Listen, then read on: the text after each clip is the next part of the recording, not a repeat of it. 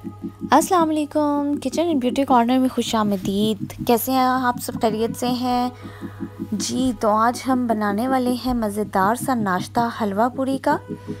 उसके लिए सबसे पहले हमें चाहिए ऑल पर्पस फ्लावर, मतलब कि मैदा मेरे पास है आधा किलो। उसमें जा रहा है 3 चाय के चम्मच दही। योगर्ट जाएंगे 3 खाने के चम्मच, ठीक है जी। साथ ही साथ उसमें जाएगा नमक 1 खाने का चम्मच। इसको हम अच्छी तरह से करेंगे मिक्स। ड्राई फार्म में हमने इसको मिक्स कर लेना है और फिर हमने इसमें शामिल करना है कुनकुना सा पानी, नीम गरम जिसको हम कहते हैं ना, उस तरह से पानी शामिल करना है। नमक के साथ ही मैंने इसमें शामिल कर दिया था बेकिंग पाउडर 1 चाय का चम्मच, ठीक है। बहुत भर के नहीं डालना, लेवल पे आपने डालना है, या आप आधा चाय का चम्मच बेकिंग पाउडर डाल सकते हैं। इसमें आप मीठा सोडा भी शामिल कर सकते हैं, जिसको हम खाने का सोडा कहते हैं, वो भी शामिल कर सकते हैं। लेकिन उसकी क्वांटिटी को आप बिल्कुल मामूली सा रखेंगे, 1 चुटकी के बराबर आप मीठा सोडा इसमें शामिल करेंगे, ताकि अगर आपको बहुत फूली फूली सी पूरियाँ पसंद है तो वो उस तरह से बनेंगी। अब मैं इसको पानी की मदद से अच्छी तरह से गूंद रही हूँ, ब्लेंड कर रही हूँ। तो ये आप देख सकते हैं, इसको आपने अच्छी तरह से गूंद लेना है हाथों की मदद से। हाथ आपके अच्छे से साफ़ होने चाहिए। तो इस तरह से मैं नीम गर्म पानी से अपने आटे को तैयार कर लूँगी। यहाँ पे ऑलमोस्ट आटा हो चुका है डन। इस पर मैं थोड़ा सा ऑयल लगाऊंगी। यहाँ पे थोड़ा सा ऑयल लगा के इसको मैं रख दूंगी। सॉफ्ट बिल्कुल हमारा आटा होना चाहिए, फिर आपकी पूरियाँ बहुत अच्छी और खस्ता बनेंगी। तो यहाँ पे जी इसको हम साइड पे कर देते हैं और अब मैं आ जाती हूँ हलवे की तरफ। हलवा है मेरे पास तकरीबन 1 कप जितनी सूजी है। पानी मैंने 3 कप ले लिया, उसमें इलायची और 1 कप जितनी चीनी हमने शामिल कर दी है। जितनी हमारी सूजी होगी उतनी ही चीनी इसमें जाएगी और उतना ही घी हमने शामिल करना है।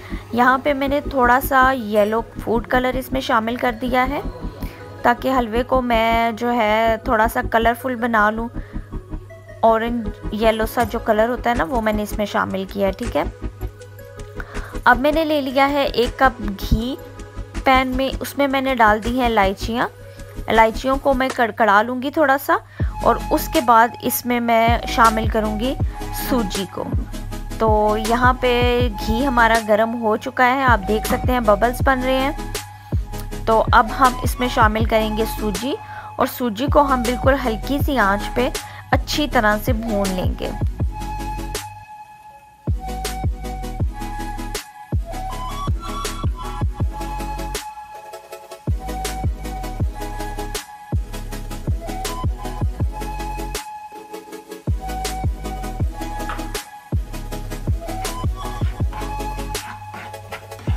सूजी हमने कर दी है शामिल और इसको अब मैंने भूनना स्टार्ट कर दिया है। फ्लेम को मैंने स्लो रखा हुआ है और इसको अच्छे से हम भूनेंगे कि इसका कलर आप देखते जाएं, साथ ही साथ चेंज होता जाएगा। वाइट से ये गोल्डिश टोन में आ रही है और इसके साथ ही इसका कलर थोड़ा सा और मज़ीद डार्क होगा, तो इसकी खुशबू भी बहुत ही ज़बरदस्त फैलना शुरू हो जाएगी सारी तरफ। तो बड़ी अच्छी सी खुशबू आएगी। तो आपने ध्यान रखना है कि सूजी हमारी जलनी भी नहीं चाहिए और बिल्कुल वाइट भी नहीं होनी चाहिए। कलर बड़ा खूबसूरत सा आना चाहिए, उससे फ्लेवर इन्हेंस हो जाता है, ठीक है। तो यहाँ पे आप देख सकते हैं कलर हमारा चेंज होना स्टार्ट हुआ है। तो आप ये वीकेंड पे नाश्ता बनाएं, ट्राई करें इसको, अपनी फैमिली के साथ एंजॉय करें नाश्ते को। आप जो बाहर से पूरियाँ लाते हैं वो बहुत ही ज़्यादा ऑयल वाली होती हैं, हाथों पे फुल ऑयल से हमारे हाथ भर जाते हैं। तो आप घर में बनाएं साफ़ सुथरी। तो ये देखें जी कितना खूबसूरत सा कलर आ गया है सूजी का। इसके साथ ही इसमें मैं सीरा ऐड करूँगी जो मैंने बना लिया था, और ये चला गया इसमें। आप फ्लेम ऑफ करके इसमें शामिल कीजिएगा, नहीं तो आपके ऊपर बबल्स आ सकते हैं। तो ये इसमें चला गया। इसको मैं मिक्स करके फिर फ्लेम को थोड़ा सा तेज़ कर दूँगी, ठीक है। तो बहुत ज़्यादा इसको हमने अब भूनना नहीं है, हलवे को ज़रा ढीली सी फॉर्म में रखना है ताकि वो जो है वो अच्छा लगता है खाने के साथ। बहुत सख्त हलवा अच्छा नहीं लगता पूरियों के साथ। तो बस हम इसको तकरीबन 2 से 3 मिनट तक पकाएंगे तो हमारा हलवा फ़ौरन से रेडी हो जाएगा। आप चाहें तो इलायचियों के जो ये ऊपर आपको नज़र आ रहे होंगे छिलके, ये आप साइड पे कर सकते हैं सर्विंग के वक्त। तो बहुत ही मज़ेदार सा ये हलवा बनता है, इसको भी ज़रूर ट्राई कीजिएगा और अपना फीडबैक दीजिएगा कि आपको ये रेसिपी कैसी लगी है। तो यहाँ जी हलवा ऑलमोस्ट होने वाला है रेडी। और जिस दिन ऐसा नाश्ता बनाना हो उस दिन आपको ज़्यादा जल्दी उठना पड़ जाता है क्योंकि इस नाश्ते में थोड़ा सा टाइम लगता है।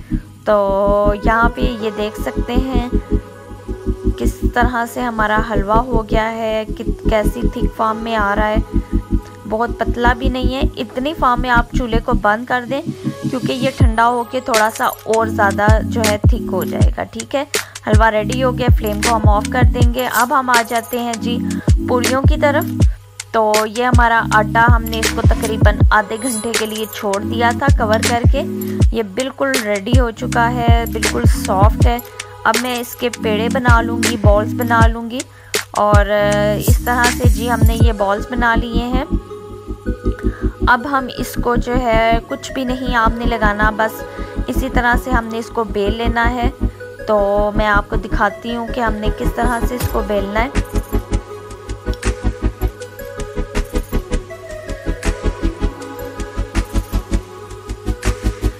ये जी हमने बेलना स्टार्ट कर दिया है।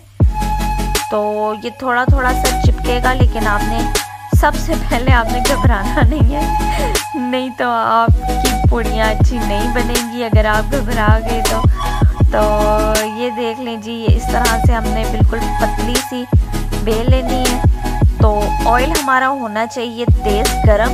अगर ऑयल तेज़ गरम नहीं होगा तो आपकी पूड़ी बिल्कुल भी अच्छी नहीं बनेगी।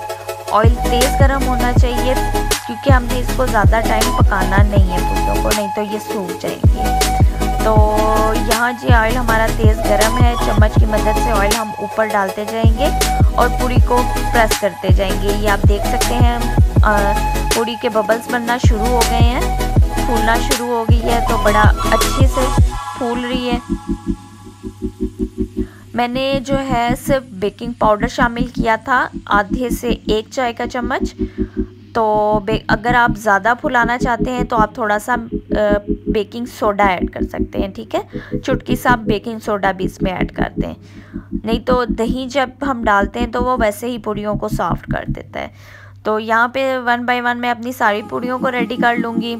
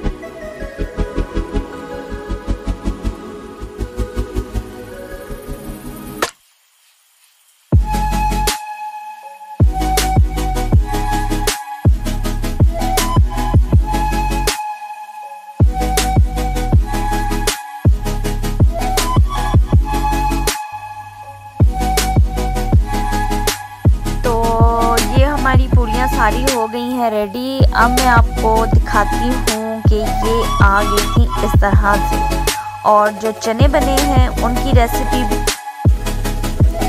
मैं आपको डिस्क्रिप्शन बॉक्स में दे दूँगी, तो ज़रूर ट्राई कीजिएगा और ज़रूर फीडबैक दीजिएगा। अपना और अपने प्यारों का ख्याल रखें, दुआओं में याद रखें जी। अल्लाह हाफ़िज़।